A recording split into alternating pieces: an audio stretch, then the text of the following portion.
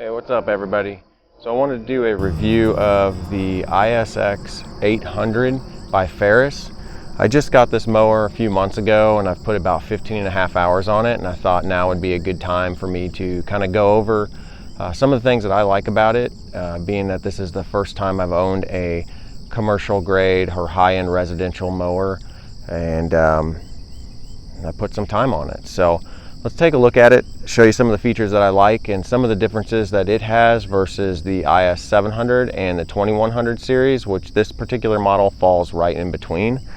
So let's look at this. The first thing that you'll notice on this particular mower, it's brand new to Ferris this year, is this front suspension. It's got the 4-bar independent front suspension on it.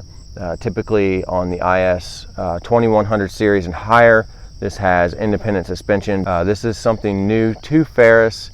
They just came out with it with these cast arms.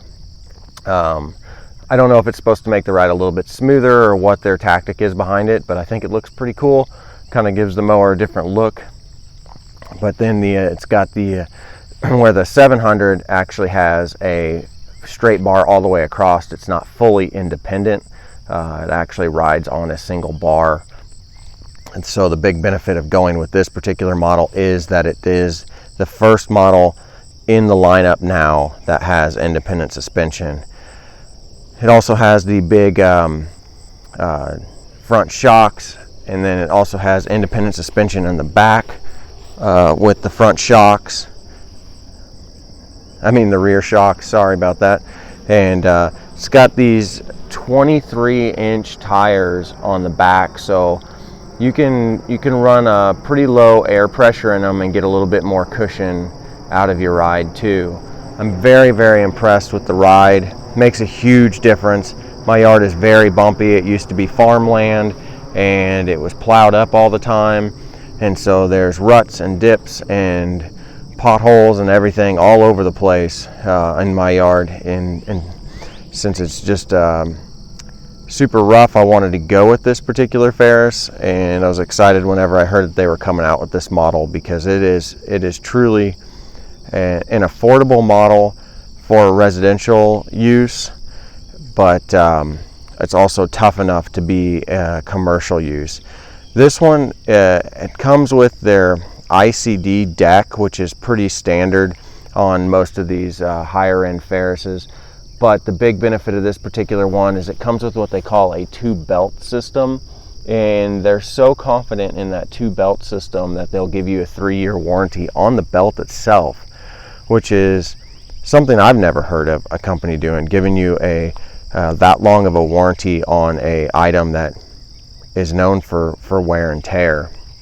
It does come with a premium seat with nice cushiony arms on it. I really enjoyed that one. I did add a suspension attachment to that seat. I got that on Amazon. I just wanted to add a little bit more cushion to the ride, and it definitely helps. It's not necessary, but any extra cushion is well worth it. Over here is the control center. This particular model is an EFI model. I went with the Briggs & Stratton 27 horse EFI model, so there is no choke on this because there's no carburetor, which is nice. So it just fires up just like a car would. And so far, with only 15 hours on it, I know I shouldn't have any issues with it, but I haven't had any issues with it firing right up and idling perfectly. This is the Briggs motor that I was just telling you about. I was a little cautious going with the Briggs motor, but they also make, I believe, a Kawasaki, and I had read that the Briggs was getting better reviews at this point in time than the Kawasaki was. But there's the traditional Ferris rear bumper. You can get a trailer hitch attachment for it. I just haven't done that. It's pretty inexpensive. But it comes with the foldable ROPS bar also, which is really nice, because if you have some trees that you have to go around, there's times that you'll need to lower that. But if you have hills and all that, you definitely want a ROPS bar. Yeah, you can never be too safe with it. You don't want these things falling over on you. I think the curb weight on this is like somewhere around 1,400 to 1,600 pounds. It's extremely heavy. I was noticing whenever I first went to go sharpen my blades that I think that the deck alone weighs as much as my last riding lawnmower. So it's definitely substantial, very, very heavy. They don't joke around with this. All of the metal on this is very thick. None of it even remotely bends, even with your weight on it. It's amazing the quality that they put into their products. It does come with a really, really wide, I don't even know if the camera is showing this, but the really wide front casters, which are great. It helps you float across the yard. Doesn't leave any impressions in the yard. It's just a really good system. Let me see if I can take you around and open up some of the compartments here and kind of show you that. But real quick, it does come with a 5.5 gallon tank, which is plenty for me. I can get 2 mows out of that, and I generally mow for about 2 hours to 2.5 hours every week, and I can usually go 2 weeks before I have to fill the tank back up. So it's plenty for me. Let me open up some of these compartments and show you guys what it looks like underneath those. All right, so here is where you access the belts. Just a little thing to unscrew here, prop that open, and if you want even better access, you'll drop this thing all the way down to the ground, the deck all the way down to the ground, and you can get full access to all of your grease points and any of the belts that are in there. That's kind of what the 2-belt system looks like. It's kind of hard to see from the camera angle, but yeah, they give you good access to everything in here. Here's also your parking brake, and then how you adjust your mower height. It just comes with these little pins, and then you just adjust it, put the pin in there based off of what you want, and then you'll put your foot on the lever and then pull this down, and it puts you right where you need to be. So that's what it looks like right there. Let's look behind the seat, see if I can get this pulled up. These things are definitely heavy duty. They don't joke around with the materials that they use. I'm not sure if you can see this or not, but that is some very thick metal for the seat pan. But here you'll have access to more of your stuff, like your hydraulic fluids. Oh yeah, this does come with a seat belt. If you mow a lot of hills or whatnot and you're afraid that this thing might flip over on you, it does have a seat belt for safety, which is a nice feature that they added.